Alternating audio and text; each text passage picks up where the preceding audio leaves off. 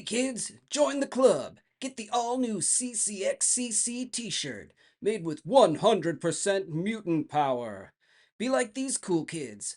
Get it now on dinobeast.com and chrisandersoncomics.com. All right. Hey everybody. Welcome back to the Chris Claremont X-Men Comic Club. With me as always is my partner in crime, John Coates. How you doing, man? I am terrific, Chris. Awesome. How are you? I'm good. Busting my ass over here, but good. We're on issue 123 of Uncanny X-Men. Man, we're cooking along here. This one is a banger. This one's a great issue. It's got everything you could possibly want. Yeah, all kinds of fun in this. Yeah, so when we last left our friendly neighborhood X-Men, they had just gotten back from a world adventure, settling back into the mansion, minus Jean Grey, who they think is dead, and minus Professor Charles Xavier and Lilandra, who have jettisoned back to her home planet.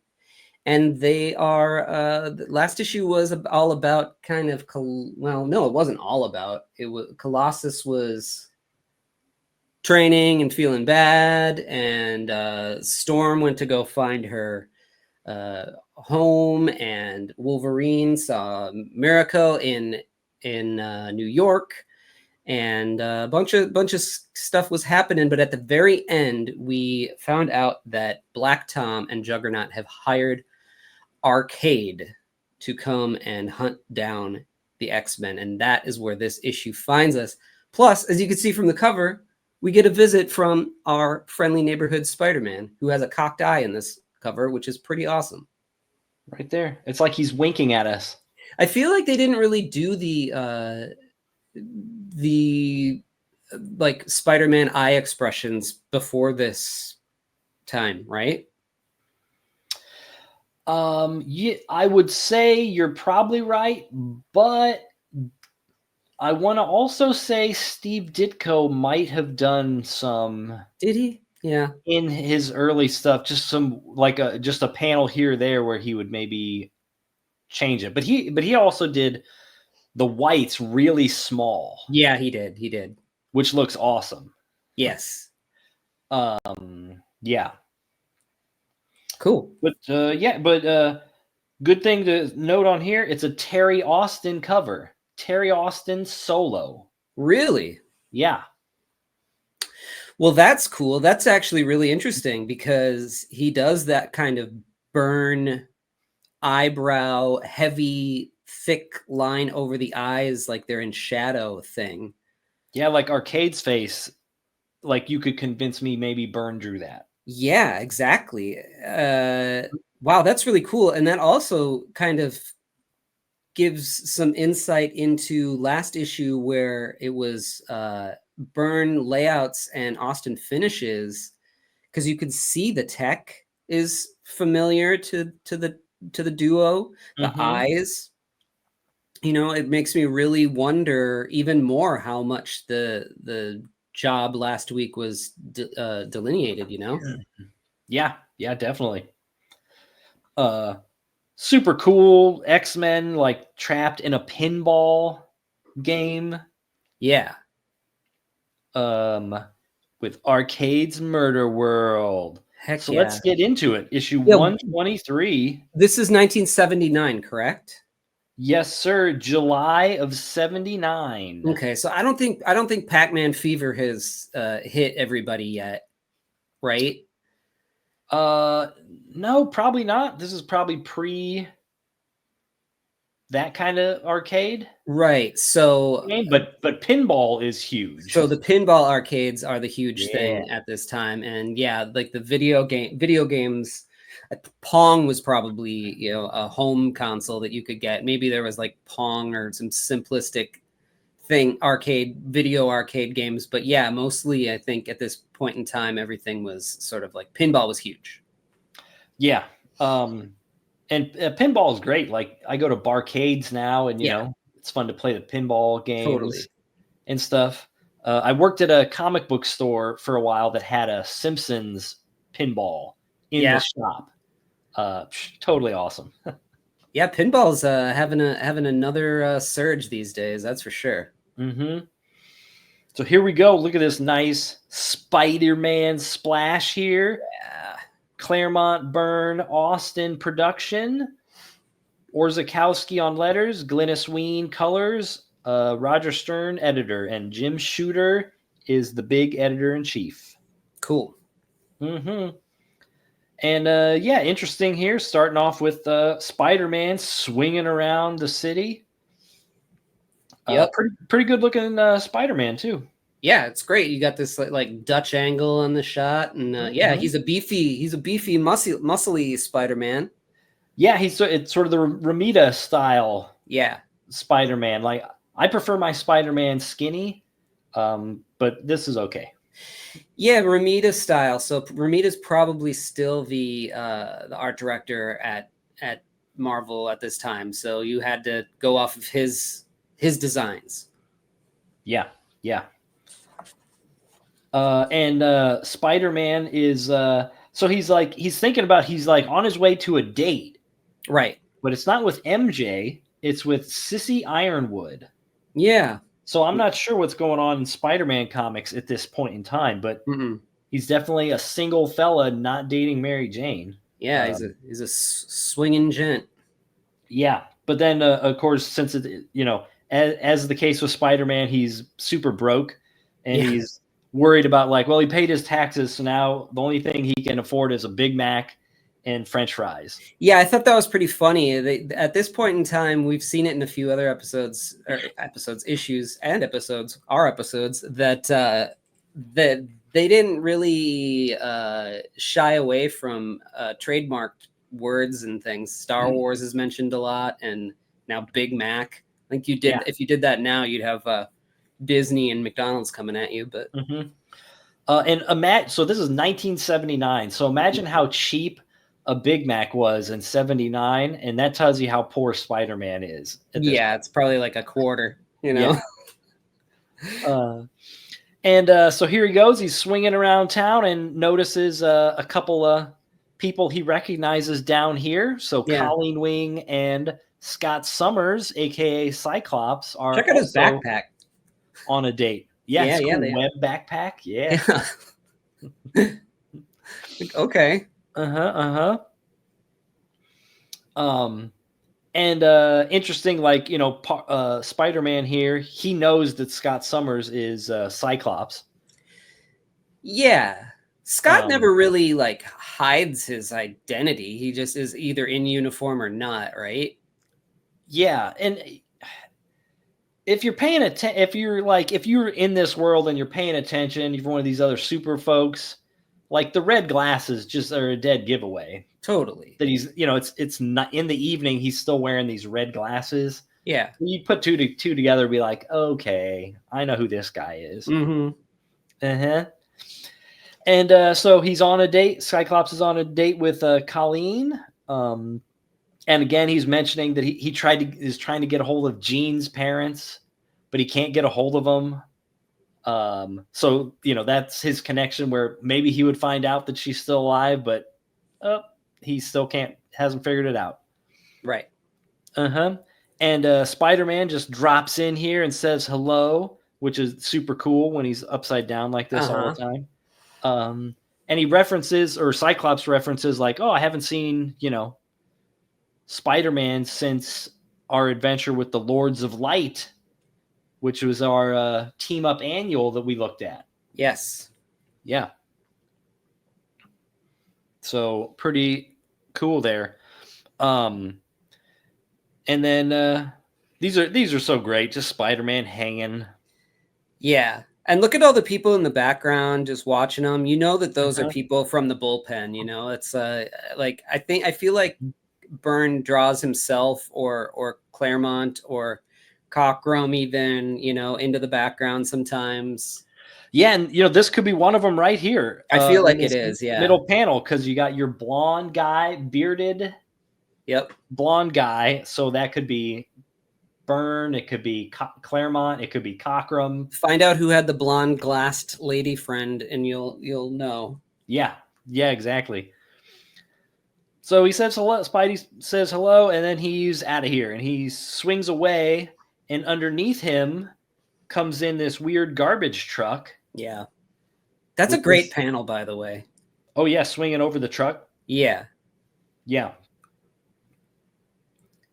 And we get this guy looking out the truck here with this little arcade, A for arcade on his hat.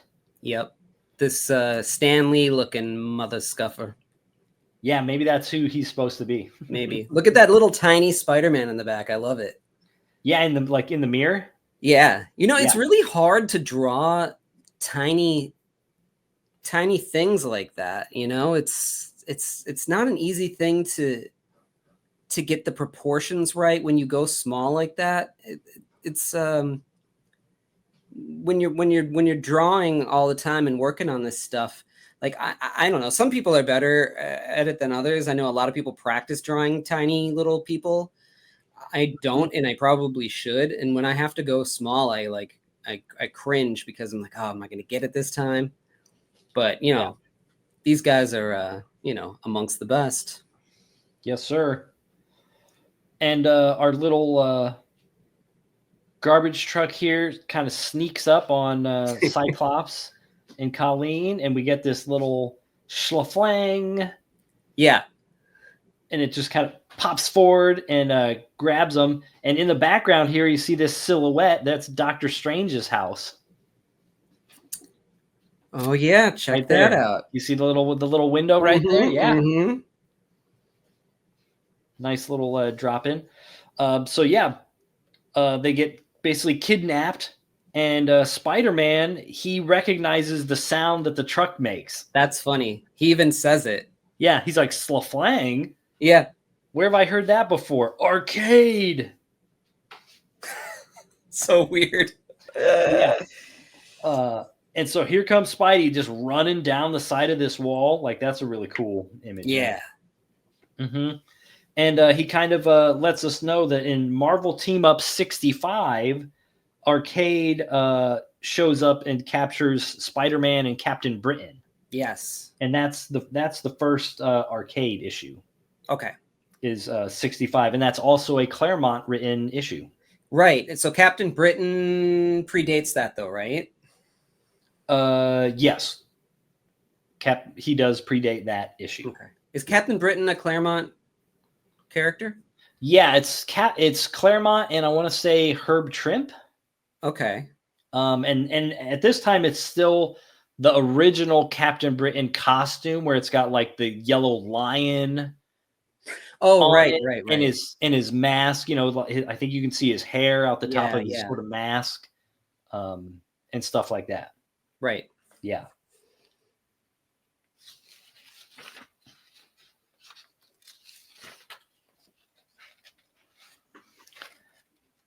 And Spidey gets back to where his friends were, and they're gone. All he finds is like Colleen's scarf, and he knows that they've been kidnapped.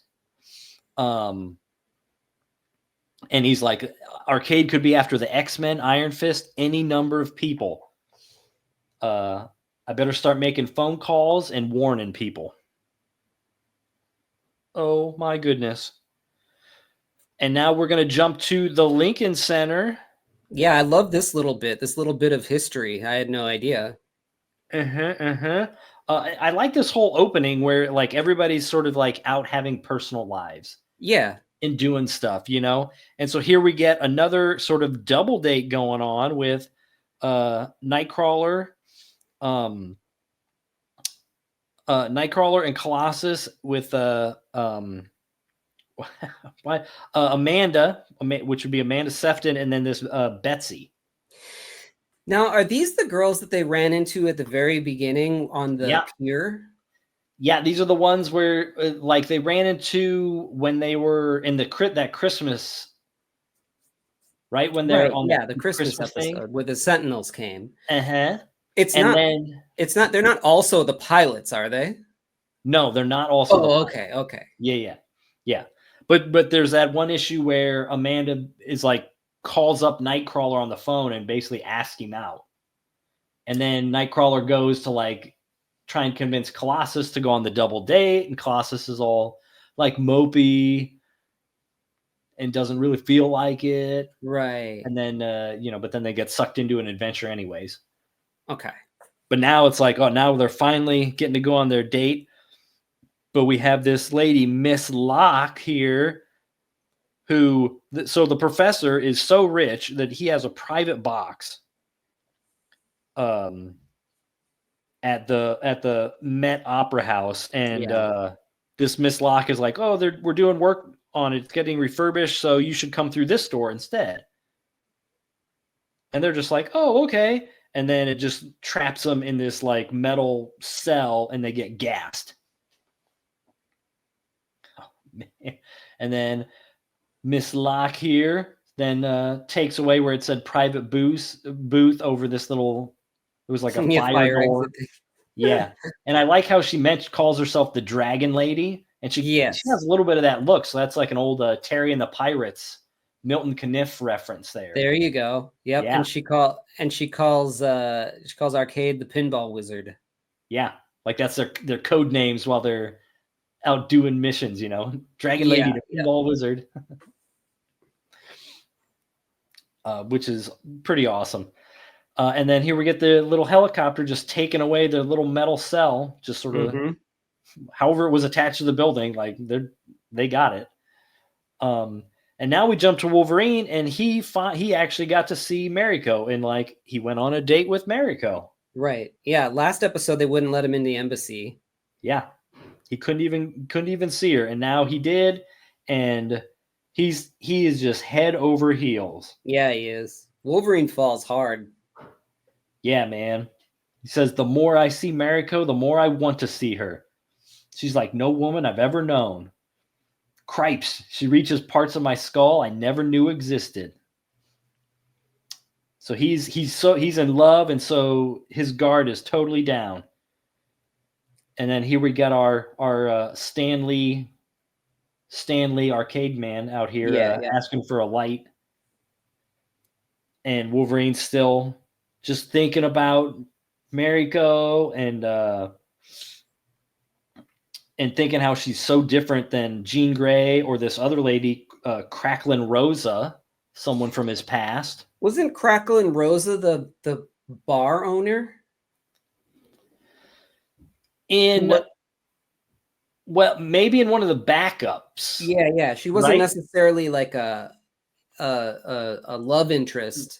She hasn't been in like the regular stories, but I think you're right. She was in one of those John Bolton classic backups where they go to like a bar, and he's like, "This was her place," or right. Yeah. Lot of screen tone and texture work on this page in particular. Like every single page except for panel except for the first one has some sort of screen tone on it. Yeah, like look at the shadow around here, and like all this behind Wolverine is kind of crazy. Yeah, that's the most wild one. And I'm assuming that's screen tone.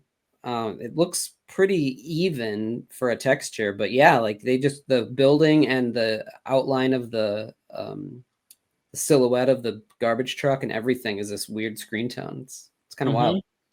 Yeah, and I appreciate them giving like shadows to the face under the hat, Yeah, doing the under the big hat brim shadow, because all artists don't always do that. Yep. And what do we see sneaking up here in the background? Certain little garbage truck coming up.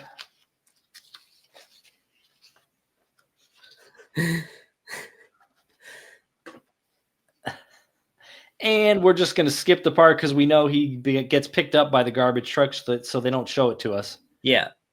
And so now we're going to flash to the mansion. And it's talking about how super secure the mansion is, and it's got these state-of-the-art security systems, and like you just can't break in. Or if you did, the X-Men know about it right away. but the phone's ringing, and the Banshee was asleep here. He was like reading by the fire. Right. Look at his weird big eye. Oh, like right here? Yeah. Yeah. Like that was pretty funny. Yeah, I think weird. maybe that was supposed to be closed, like he's just waking up. Yeah, it was supposed to be colored, flesh colored there. Yeah, but even in classic, they didn't fix that. Yeah. And so he's strolling over here to the phone. And again, he's like thinking about like that he's old or that he's getting older. Yeah. Like he's getting less eager to play superhero. And he also mentions about like, not having his voice really fixed yet, So it's like dropping little hints, like we're still including the Banshee, but we're adding a few more little things that like maybe he's going to be stepping aside, or if we have him step aside, it'll feel like it was meant to be in the story. Right. Yeah. Look at the wallpaper on the background of the mansion there, and the one where he's got his hand in. That has to be something that's stuck on there, which is, I wonder how they did that. There's no way that he sat and did this perfect wallpaper. It's perfect. Yeah. I mean, so would that be like a little screen tone kind of thing? I mean, I don't know, because it's also almost looks like it's in perspective. It's kind of weird. I know how you would do it now. It'd be really easy, but then I'm not sure how you would do that. Yeah, that's a good call. I don't know, because you see it again here on the next page. It's like the same wallpaper behind our arcade in the shadows. Yeah, yeah. And if it was flat, if it was just like perfectly flat, I would understand. Like no matter what, you could photocopy it and paste it down. But it's because it has this just a slight, like perspective to it. That's what's baffling me. So we're gonna have to find the original page and take a look at it. Yeah, see if it can show us like what they if it was some kind of paste up thing. Yeah, yeah. So back here, the Banshee, he gets shot in the back. Thup. Yep. And it knocks him out. So the phone is still ringing, and here comes Storm, who was just hopping in the shower. Yeah. And so she's flies on down to get the phone, and then she gets it shot in the back too. Thup. Yeah, and it's really cold in the X Mansion, apparently. Yes. Wow. Also, I'd like to point out that this isn't the first time that this so-called hard to get into high security mansion has been just like easily broken into. Yeah, maybe it's not quite as secure as they think it is. I haven't seen anybody try to get in and fail. and fail and them be warned. At least 3 times now in this very short amount of time. At least three people have gotten in very easily. Yeah, maybe the professor shouldn't be wasting money on a private box at the opera, and he ought to put that into mansion security a little bit, Exactly. Or, but you'd figure, okay, we've got 7 superheroes living here. Shouldn't they be security enough? But apparently they're not. Apparently not. Yeah. And the phone, it's Spider-Man calling, which is awesome. Him in the booth here. Yeah, I love it with his mask up. Oh, he's always so cool when the mask is like part up for some reason. Yeah, yeah. And Arcade answers the phone. And Spider-Man's trying to warn everyone, like, I think Scott was kidnapped by this crazy assassin named Arcade. And Arcade's just like, you're right. I'm gunning for the X-Men. I like how he's spinning the little dart gun there. And that's interesting because like I've read, quite a few Arcade stories and stuff. Mm-hmm. That's like one of the only times it seems like he's getting his own hands dirty. Oh yeah, usually he just sends other people to do the job for him. Yeah, or robots or something that captures Sure. people and dumps them into murder world, which is where we're going. Right. And then like that is supposed to take care of them, like he doesn't in person go in there Yeah. to try and take them out. What's going on with Spidey here? Is Yeah, it he hates arcades so much after like their one run in, and that he learns basically that he failed already to prevent the X-Men from getting caught, and so he just freaks out and just destroys that phone box, which that's is pretty kind of sweet, but like, woo. yeah, kind of out of character too, a little bit. I also Mhm. couldn't tell if like something happened on the other end of the phone where he got zapped, because that's a big like that's a big reaction. Yeah. And it leads into now time passes and Scott Summers wakes to a Stygian darkness. Mm-hmm. I like that. That's great. Look at Yeah. that. And I love these two panels here with like Cyclops, just his visor visible in the Oh, darkness, and then a little bit of himself. all three of them are great because Mhm. you get the little bit of the visor there, and then you get this like screen toned version of him where you're starting to peek at him, and then this next one is kind of wild because it looks like he was. I don't know how they did this. The black, the line work is screen tone. Yeah. Yeah. And It's I'm really not sure interesting. how that technique is done Yeah. back then. You know what I Yeah. mean? I have no idea. Yeah. I mean, Mhm. again, I know how you could do it now, Mhm. but I'm not sure at all. You would select the black, all the black, and erase it, and then put down a digital screen tone, and then erase all of the stuff around it, and what you would be left with is the screen tone. But how did you do it back then? It's wild. It's awesome.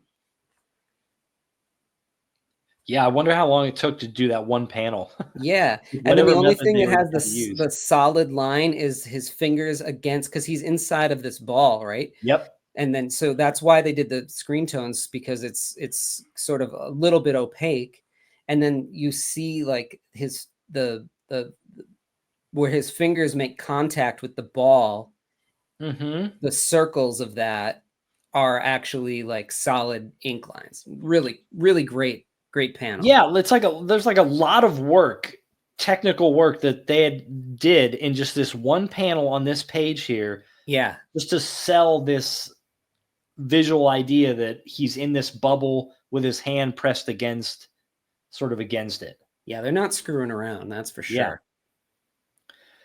And then Cyclops, now we get everything's all lit up and he notices they're all in costume when they weren't before, and they're all in these little spheres. Yep. Took the time to dress them. Yep. And then now here we get our arcade and Miss Locke and our little garbage truck guy Yep. in this nice high-tech computer room. And basically arcade, now he's got a regular pinball machine, but whatever he does to the pinball machine will affect the life-size pinball machine that the X-Men are trapped in. So cool. Yeah. And he tells them, ladies, gentlemen, and children of all ages, Arcade proudly welcomes you to Murder World, where nobody ever survives. This is so fun. What just a fun, concept. This is what comics is all about, Yeah. It's like, yeah, this is like one of those great kind of almost Silver Age kind of adventures, that's just like has fun and does this something that seems a little zany, and it's just a nice break. It's not like a doom and gloom kind of thing going on. And I always like to think of Arcade and sort of his Murder World. It's almost like a super science fiction like Coliseum. Yeah. You're just like, because you're having something kill these people for your entertainment, or for whoever hired you to kill him. Like he's probably, of course, recording it to like prove that he killed them. and this is how he did it, you know? So it's like, it's not that different from other ways, you know, people have had, you know, other kind of murder entertainment or whatever. Right. Yeah. This feels like it feels like a late 70s, early 80s, like futuristic, you know, dark murdery movie, like a rollerball or a Running Man. Or, yeah. Exactly. Yeah. Yep. And here they go. They're all in their little balls and they get bounced around here and they're just like getting shocked as they hit all the pinball stuff. Yeah. It's dinging around, and then it's throwing them towards these holes, which are like, as you pointed out before in other issues of X-Men, they always end up in like traps that are specific to their own powers. Yeah. Like everybody else knows what they do so well that they can make these traps. Yeah. For or in some sort of thing that binds them completely. Yep. Yeah. Also, like, how much vomit do you think is coated on the inside of these balls? Oh gosh, there should be so much. Especially because they were just drugged. Yeah, like with nerve gas. Yeah. It says, and they're still groggy from the effects. Oh yeah. They're throwing up all over that inside of that thing. Oh yeah. And so here they go. And we start off with Cyclops, and he smashes down, and his little challenge, we'll call it room. He's got 3 exits, and he has to pick one of them, and only one leads to a way out, and the other 2 are going to kill him. And he only has a certain amount of time because now the wall behind him is coming forward. Yeah. And Arcade says, as soon as you open one of these doors or try your blast, this wall is going to slam forward. So you can't like take a peek and then back out. Right. You got to choose a door and go. And now he's going to check in Colossus. And Colossus is a little different here. He smashes down, and now he's just in this room with a guy that comes through who says he's a member of the KGB, and he is charging Colossus with being a traitor to the Soviet Union. And he's got these bright lights flashing behind him here. And this guy, he's got missing one eye. It's kind of like patched over, so it's almost like he's a KGB Nick Fury. Yes, exactly. Really cool. Uh-huh. And he's like, you know, telling Colossus, oh, you're a traitor. And Colossus is like, they are lies. I am no traitor. And he's what loyal son of Mother Russia offers his services and his superpowers to a team based in the United States? Ooh, that's a good question. Colossus has no answers.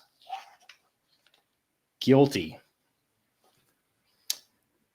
And so now we pop over to see what Wolverine's up to. And he's in a sort of fun house of mirrors. And he's walking through them, and all of a sudden, the little funhouse images of himself pop out of the mirrors. Awesome. Instant androids, Arcade calls them.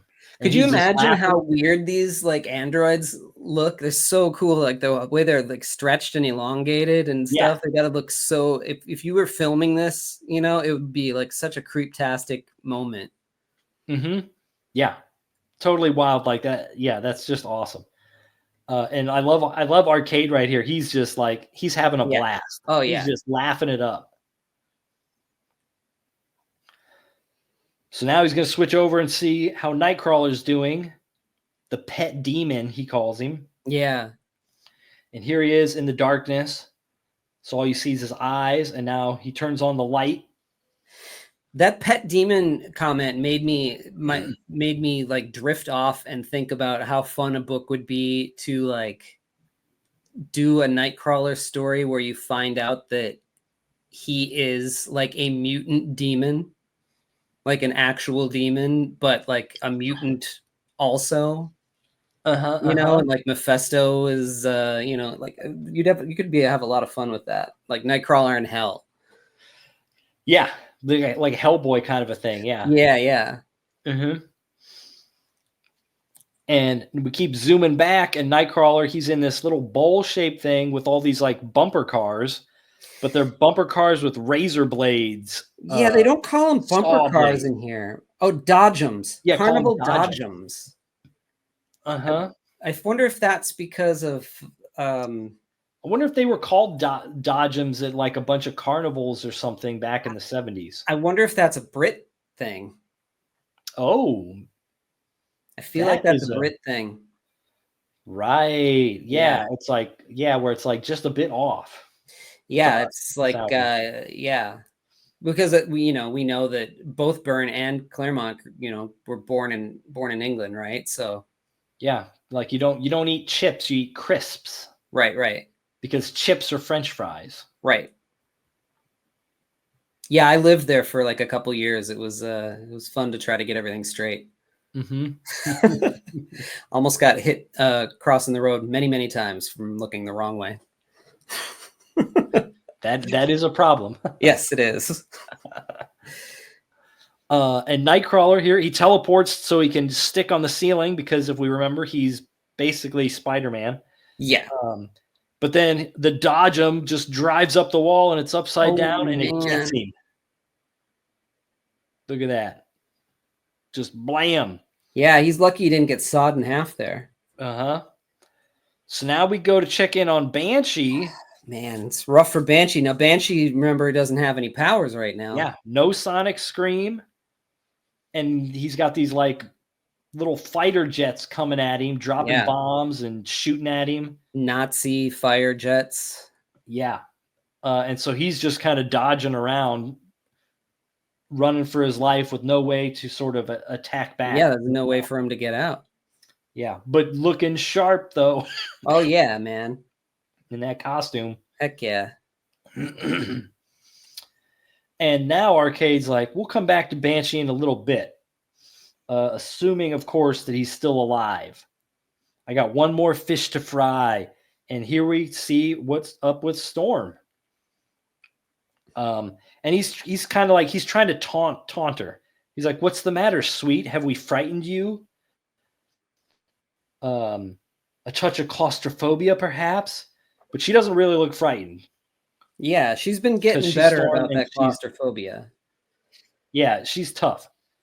But the floor sort of drops away and just drops her towards this like pool. And she tries to fly to get away. And then all of a sudden this wind gust comes out of somewhere and like shoves her around. And then she tries her lightning. And the lightning just sort of gets rebounded back to hit her. So it's kind of like whatever she's going to try and do, it's just going to come back at her. Yeah, throw it right back at her. Yeah, that's a tough spot. So now we know exactly what's happening to all our X-Men. That's all the traps that they're locked into. And now we got to find out, are they going to survive or not? So now we jump back to our first guy, our main man, Cyclops here. And he's like, he knows he can't look at how close he is to the crushing wall down here. And he says, I can't shake my instinctive distrust of this Arcade character. And if I pick one of the doors, I'm just going to be playing basically the game by his rules. So I got to break those rules. So he turns and Zorak. And we jump to Wolverine, where Wolverine has already taken out two of the androids here. And the tall, skinny one is coming up behind him. And all of a sudden, it gets cut down by Cyclops' blast. Yeah. And here comes Cyclops through the wall. Because he blasted through the wall instead of the Arcade's doors. And Marty. Yeah. Now he's moving along. I like this. He's like, Wolverine, you okay? And Wolverine just says, yup. Yeah. Yeah, I love how he says, psych, I hate to say it, boss, but for once, I'm glad to see you. Yeah. It's like, oh, okay. And then Scott says, likewise. Yeah. Yeah. And so now it's like, all right, now we got two, and they're hip to the tricks. Yes. And Wolverine is in the lead. And Cyclops is like, hey, someone's in the shadows. And he's like, no sweat. I already got his scent. And right here, crumb, punch right to the face. Yeah, metal to metal. That's right. Oh my gosh. And what happened? Oh, get ready for it. Wolverine is knocked down. He thinks he's like, that isn't one of the robots. That's really Colossus. And here we get Colossus in this amazing new outfit. No longer am I the X-Man Colossus, a traitor to his motherland and his people. Now I am the proletarian, the workers' hero of the Soviet Union. Damn. Woo! And my first mission is to smash the X-Men. Awesome. Love it. Totally awesome. Yeah. Smash them. Such a great flip to like, all of a sudden now you're going to make Colossus this like Soviet Union villain. Yeah. And Arcade's just having the time of his life. Look at him. That's great. I love that drawing of him. And he's got these like platform shoes. It's like platform Converses, kind of. Yeah. And the bell bottoms. Uh-huh. Yeah. And then look. The girls are all in the classic wrap up your entire body in this cone trap. Yeah, they're like wrapped up like little presents or something. Back here, and he's just hamming it up, knowing that either the X-Men are going to kill Colossus or Colossus is going to kill them, and either way, they're all going to lose, and he wins. So he's supposed to be like one of the most deadly assassins, in the Marvel universe. Yeah, that's it. The deadliest and most expensive. Yeah. Well, I mean, in order to build Murder World, it's gonna cost a pretty penny. But man, does he's more than an assassin. An assassin would just take somebody out, real quick. This guy is like a psychopath who loves to torture he's like a cat with a rat, Yeah. And the way they mention him as the deadliest, it makes you want to see like him not using Murder World. Like if he's the deadliest, he should be able to, with his hands or something, like be better than like Bullseye or somebody who's like a crazy psycho assassin, right? Right. If he's got that label. Yeah. And that is how issue 123 comes to an end. The X-Men are in... The whole issue is like a cliffhanger. Almost every page is like a cliffhanger for each X-Man. And then we get to the end, and now a couple of them, they might get killed by Colossus. Yeah, we're really in the swing of things now, man. It's Claremont really knows what he's doing. Yeah. And that starts what is going to be a 2-part Arcade Murder World series here. Dang. Okay. Well, let's take a look at Classic, shall we? Yes. All right. So here's our cover. We got Kieran Dwyer with Al Milgrom on inks. Man, it's still that with that hat. It still like makes him almost look like the Banshee from the previous X-Men, where he was the carnival guy. Yeah. Yeah, it's really a trip. I mean, at first, I know we had a discussion about whether or not it was he was created after that, but it sounds like he was not. It sounds like he had appeared before that in Marvel Team Up. So it's just coincidence, I guess, which is interesting. So yeah, and then you got the inside cover here with Colossus and the mysterious KGB agent. Yeah, that's a great drawing. That's cool. So we've started to see some changes in classic X-Men here. Last issue, you had Ann Nocenti actually wrote the backup. It wasn't Claremont. This time, Claremont's back as writer, but for the first time, you don't have Bolton drawing it.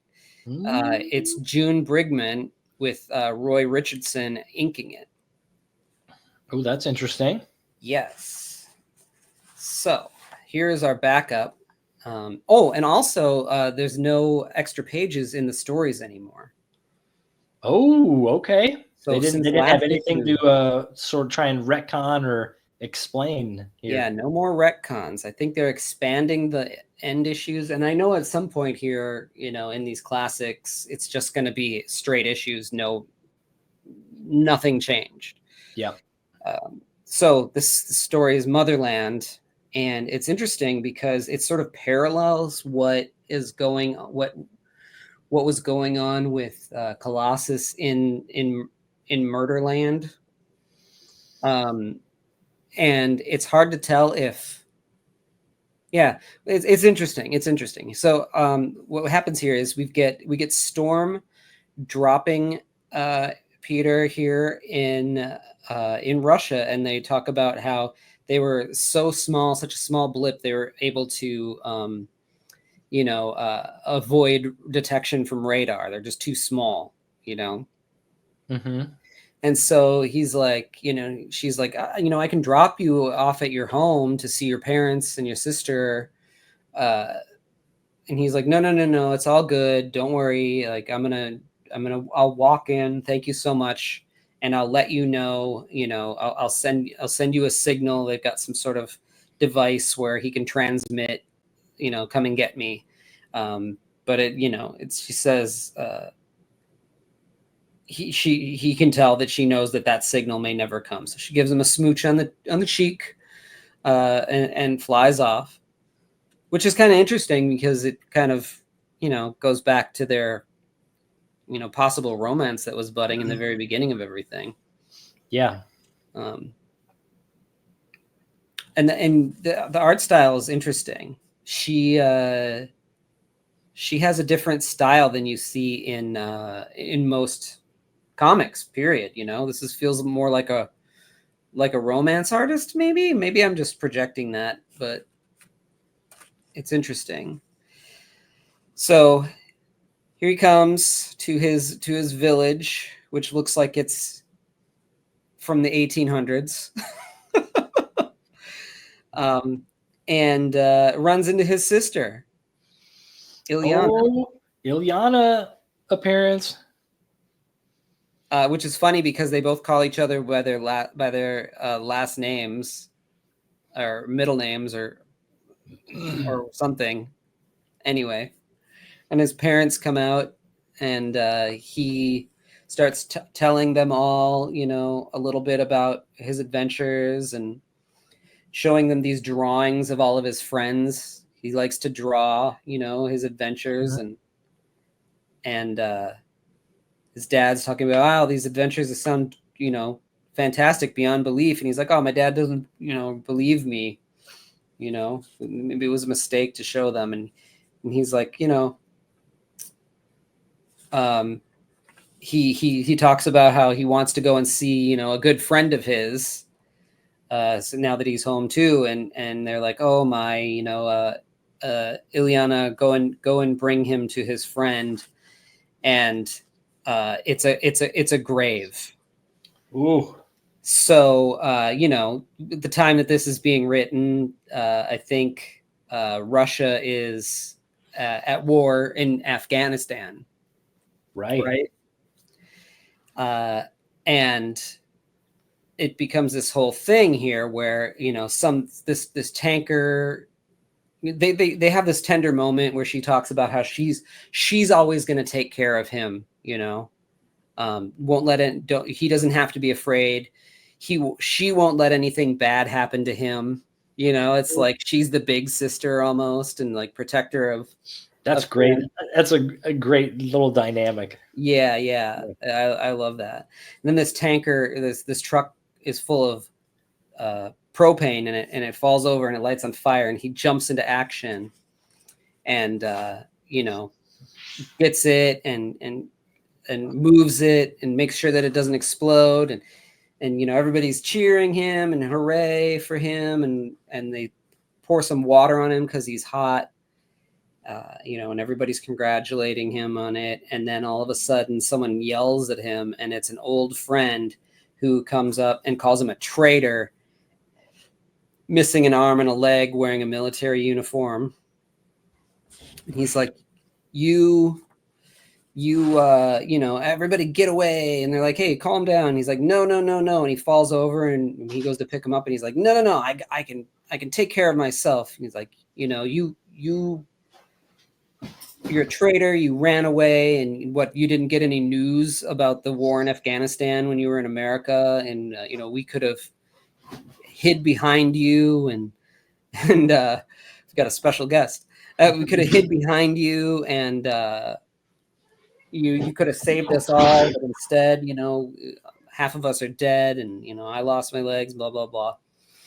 And so another officer comes in and arrests him, and is like, okay, he's a traitor. We're gonna put him in the gulag and take him away from home. Oh man.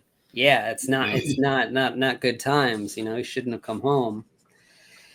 And this guy with an eye patch comes and takes him, and they drive him away, and he takes off his cuffs and is like, it wasn't cool what you did, but the world sometimes,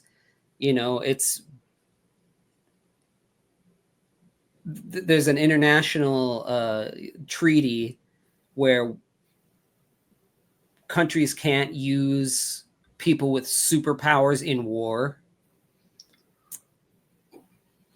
So, he's not in trouble for that, because it would have broken some treaties had they used him.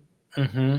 And sometimes it is best to better to fight, wars that are out there that aren't part of official, country business, national business, than it is to, fight for your homeland.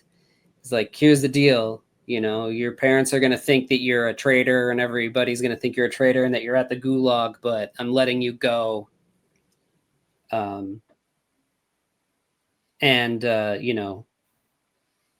You can best serve your country by going back and being an X-Man. And they let him go. And he goes back to the X-Men. And that's the end of the story. And so it was kind of interesting to tie this kind of seemingly maybe real world thing that happens, I'm assuming happens after this, with something that happened in his mind, or that Arcade manipulated, right, and have the same character, tell him that. Because we've been building up this whole thing about how bad he feels that he can't go back and see his family. And then they have this story where he can go back and see his family, but because of, things that are happening in the nation over there, he's never allowed to go back. So I thought that was kind of interesting. It feels like it happens after. I almost thought at first that maybe this was what the brainwashing was doing to him. And we got to get a window into that and what Arcade's doing to him. But then it doesn't end with him being like, I'm the, proletarian or whatever he is. It ends with him being even more sure that he did the right thing by becoming an X-Man. Yeah, it definitely happens after. We'll have to keep an eye on the main stories over the next few issues and see if there's a point. Because there's been some time jumps here and there where it's like, oh, it's several weeks since the previous adventure, or a month or something, where you could reasonably think some of these backup stories would just fit in there. Yeah. So we'll have to kind of see where we think this story might have taken place. But really interesting Colossus story to put Yeah. him, back and have to deal with like Soviet Union kind of business like that. Classics have had like, this is definitely at least the third like really interesting Colossus story in the classics backups. Because the one where he's protecting the ballet dancer, Yeah. there's the one in the Savage Land, and now there's this one. Yeah. It's really filling him out. I don't know if that is something that they just didn't get a chance to really focus on him in the years prior, and so they're trying to like give him more of a backstory. But yeah, it's interesting. This is kind of cool too. Check this out. Coming to TV this fall, Marvel Action Universe. Look at that, man. Dino Riders, RoboCop, and Spider-Man. Yeah, man. Man, I'd watch that right now. Seriously. Sign me up. These are those like other party game controllers that you could get for Nintendo. Oh, okay. Big joysticks. Yeah, cool. And then the cover, and then a Bolton hot pic of saucy steaming pic of Colossus in the back. For the lady fans. Oh yeah, that's a good Colossus. Yep. Yeah. Cool stuff, man. Right on. Well, that is issue 123 of Uncanny X-Men. That's right. So make sure that you go out and find issue 124 wherever you can, and meet us back here next week. That's right. Anything else you want to add, John? No, not really. Cool. Great issue. We'll see if they survive.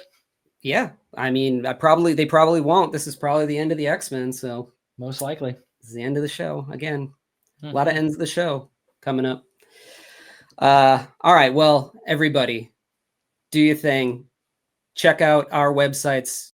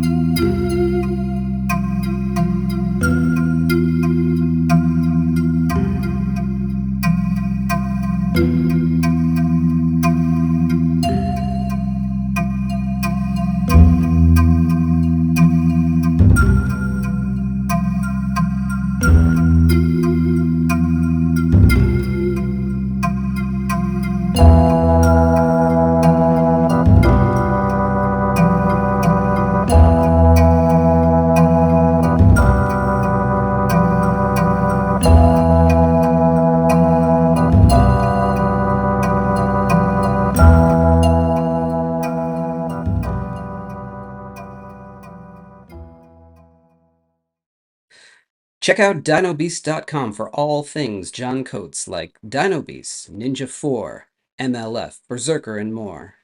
ChrisAndersonComics.com is where it's at for books like Chaotic Neutral, Spectral, A Showcase of Fear, Lost Angels, and more, plus apparel and original art. Also a link to Patreon where you can read Three-Headed Pigman now. Don't forget to like, subscribe, and hit the bell icon. We'll see you next time on the Chris Claremont X-Men Comic Club.